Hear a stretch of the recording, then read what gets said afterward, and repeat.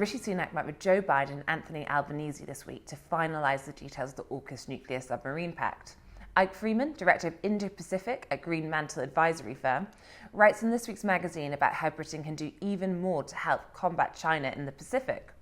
To discuss, he joins me now with Shashank Joshi, defence editor at The Economist. Thank you for joining Spectator TV this week. Just to begin the conversation, Eyck, how seriously should we take the threat that China poses to Taiwan? I think the answer is very seriously indeed. China regards Taiwan as an existential issue, a question of historical justice and the resolution of the civil war that ended in 1949. China is also afraid, not unreasonably, that many people on Taiwan want to formalize Taiwan's de facto independence by striking some sort of political arrangement with the United States. So even if China is not planning an outright invasion of Taiwan, China needs to dial up the military pressure on both Taiwan and the United States to make sure that they're deterred from doing this. And Shashank, when it comes to force, how can we compare what China has, not just to Taiwan, because I think we probably could work out the answer to that, but what allies would offer, such as America potentially, if we did face a potential standoff?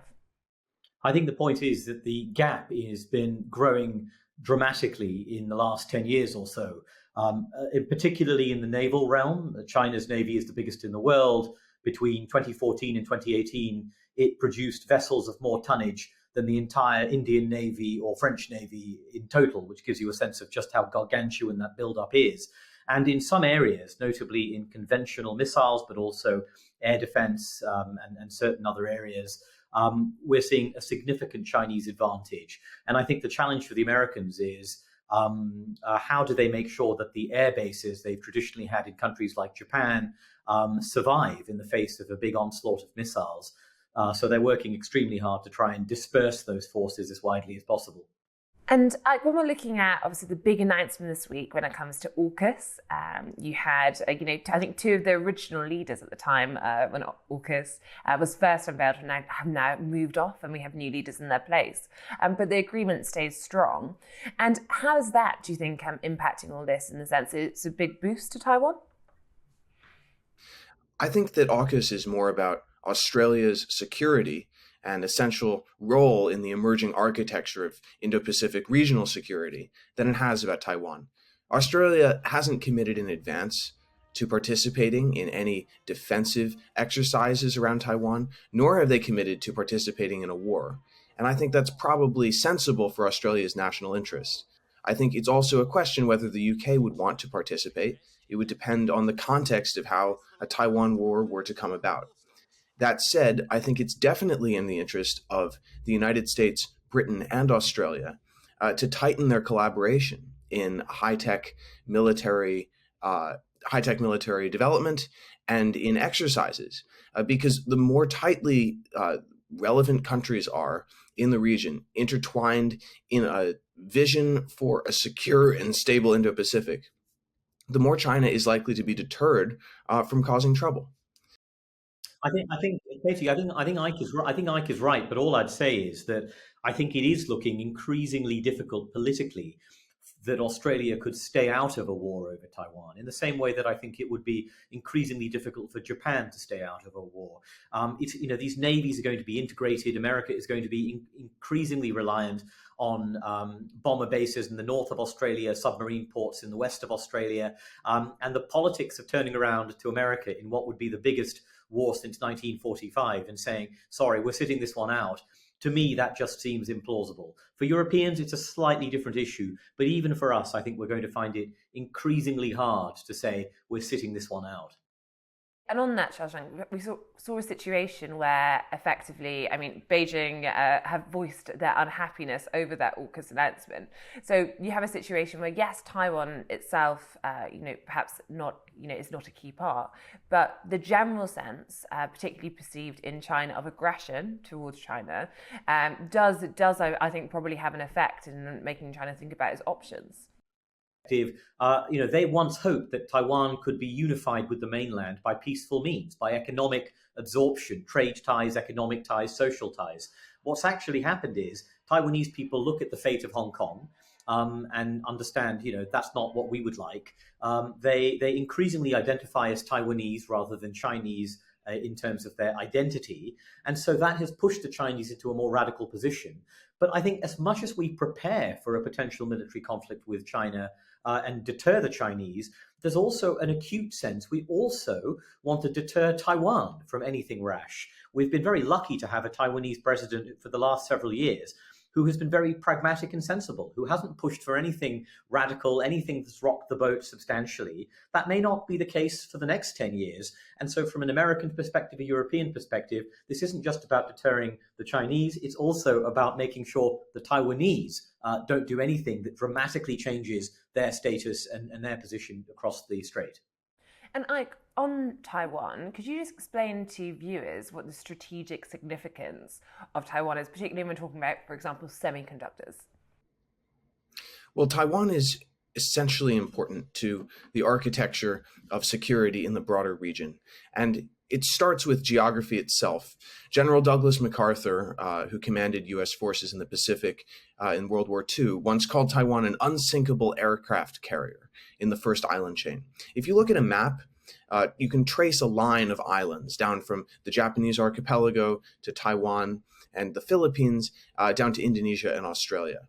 The U.S. concept for how to maintain order in the Pacific since 1945 has been to maintain a network of bases and relationships on those islands. Because it's very hard to take an island with an amphibious invasion across an ocean, this represents a line of defense that contains at first Russian and now Chinese expansion outward. It's also very important from a naval point of view, because if you look on a map, you may not notice this, but you have to look at a topographic map. It's actually very difficult to get ships out from within that first island chain, right off of China's coasts, into the wider waters of the Pacific.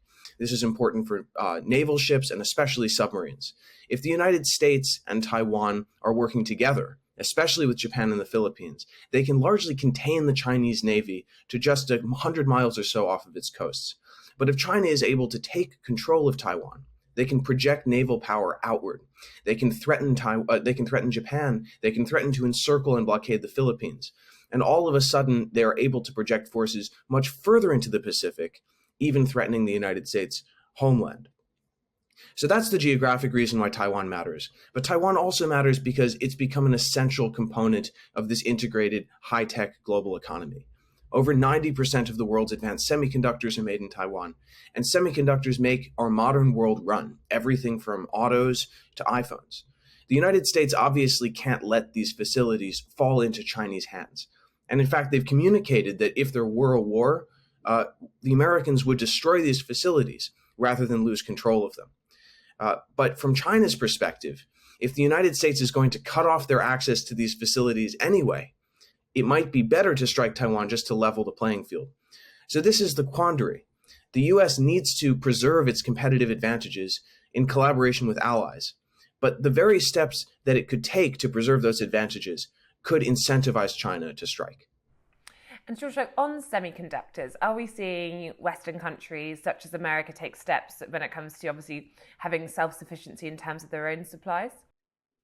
They're certainly trying to achieve that, but it's extremely difficult because this is a field in which the capital investment necessary to produce semiconductors, particularly the fabs that sort of produce these things, is enormous, absolutely enormous, staggering amounts. The technologies are highly concentrated. And so, for example, in terms of lithography, one of the key techniques in the production of semiconductors, it's ASML in the Netherlands, which has absolutely vital expertise. So it isn't just as if America has everything it needs. Yes, America is passed laws trying to onshore some of this production, and there are very sound reasons. You don't want to depend for your entire economic security and semiconductor supply chain on a small island that is within range of many thousands of Chinese missiles and at risk of invasion. But I have to say that however much you invest in this, however hard you try, and however much you talk to the South Koreans and the Japanese and others and try and put production facilities back in the United States, you're still going to be quite dependent for the foreseeable future on TSMC, which is this flagship Taiwanese semiconductor firm. And I think it raises some fascinating questions, thinking more perhaps in macabre fashion as to if there was an invasion, what would the US, Taiwan, and others do in terms of considering the destruction of those facilities to avoid them falling into the hands of the Chinese government? And I remember in previous interviews when we talked about Ukraine, for example, often Taiwan comes up, and there definitely was, I think, growing consensus amongst some experts on the issue. They thought how Russia had been impacted by the invasion of Ukraine would put China off actually trying to take Taiwan. Do you think that's still seen as the case, or actually it does feel as though alarm is growing, and up to this point more so? The Ukraine issue is complex, and it has had both pros and cons for China. On balance, I think it's quite clear that the cons outweigh the pros. From China's perspective, the war in Ukraine has shown that Western unity is possible. It's shown that a military force that is well-funded, that is considered by many around the world to be an extremely impressive fighting force, can collapse in operational mismanagement and be held at bay by a much smaller adversary. From China's perspective, I think this should seriously call into question the fighting ability of the People's Liberation Army, which, let's face it, hasn't fought a major war since 1979 and is mostly thinking about this invasion through studying it in books. So from China's perspective, there have been some advantages. For example, Russia having been largely cut off from the US financial system, having been forced through this oil price cap scheme to sell its oil at a much discounted price, has provided some economic advantages to Chinese industry, and it's put Russia in a position of geostrategic submission, where it essentially has to listen to China's requests more seriously and potentially do what China asks. Russia would be an essential partner for China in any Taiwan contingency, and Xi Jinping recognizes this, which is why he hasn't thrown Putin under the bus. But that said, if I'm Xi Jinping, the external environment that I face today, in terms of the unity of purpose in my adversaries, is much more unfavorable than it was on February 23rd, 2022. And I think that is why Western powers, and not just the United States, but many of its allies and partners in Asia, recognize that the outcome of the Ukraine war will be very important in what it signals to China. And that's one of the reasons why the South Koreans, the Japanese, and others have been working more closely with NATO to try to make sure that Western unity is maintained. Shashank, on that point, I wondered, I suppose on the flip side, is there a time incentive for China to act in the next few years as opposed to waiting longer? There's, I think, two things at work here for the Chinese. One of them is to do with their own national power, and that's the consideration of the so-called peak China hypothesis. Has China's economic growth peaked? Are there serious structural problems in their economy that may manifest over the next 10 years and curb the very high growth rates they've seen over the past 15 years? And also demographically, are they in substantial decline?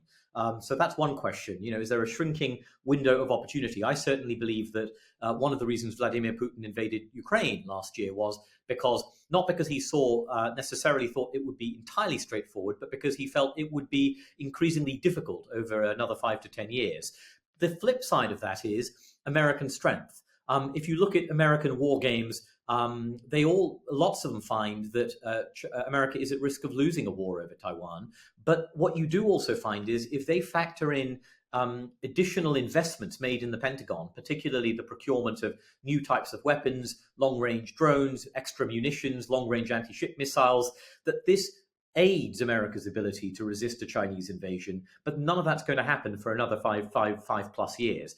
And so from a Chinese perspective, would you rather fight the US force that exists today without those long-range munitions, without those new concept of operations and approaches that disperse their forces across the Pacific, or would you rather fight the one in 10 years' time that may have solved some of those problems? Again, I think that may contribute to a Chinese sense of a closing window of opportunity. I don't think that means a Chinese invasion is likely. I think it is actually less likely than not in the next 5 years. But one can see how those factors will shape the People's Liberation Army's thinking. And I just finally, I'd like to know whether you agreed with that in terms of less likely than not. And finally, if we did end up there, what do you think the chances are a conflict like this being contained rather than ending up in a World War III? Well, look, I think China has definitely communicated that it's trying to modernize its military with the goal of gaining the capability of seizing Taiwan by force. That doesn't mean that they intend to do it, and that doesn't mean that they have a deadline to do it. There's any number of reasons why China would want to have that capability for political reasons. It gives them more leverage over Taiwan and over the United States to coerce them into getting the outcomes that it wants by peaceful means. Look, there is a debate within the China studies community about just what is the nature of China's interest in Taiwan. To what extent is it emotional and symbolic and based on Chinese history and the fundamental ontology of the Chinese Communist Party? And to what extent is it opportunistic and geopolitical? And there's a legitimate debate with reasonable arguments on both sides. But I think what is undeniable is that any war with the United States, and certainly a war with the United States and its regional allies, would be devastating for China, would make it virtually impossible for China to achieve all of its other aspirations that it calls national rejuvenation, which is essentially building a fully advanced modern economy in which the Chinese people are made rich and influential on the world stage. So I think China is disincentivized to provoke such a conflict unless it thinks its hand is forced. And while the peak China hypothesis is probably true for demographic reasons, China's population is peaking, its economy is slowing down, just because it faces a closing window of opportunity doesn't mean it will start a war if it thinks it's going to lose. Look, I'm 29 years old. I face a declining window of opportunity to become an Olympic figure skater, but that doesn't mean I'm going to succeed if I try. What we have to think about, though, as not just as an American, but also as a network of allies and partners with a stake in stability, is how we manage China's insecurity as it peaks and begins to decline. China is very afraid that the United States and Taiwan in the future will exploit China's weakness in order to change the status quo fundamentally and lock in Taiwan independence. And so at the same time as we work to deter China, we also need to reassure China that if they don't initiate a conflict, that we will respect their red lines and that we can continue to maintain a status quo that is acceptable to them over the longer term.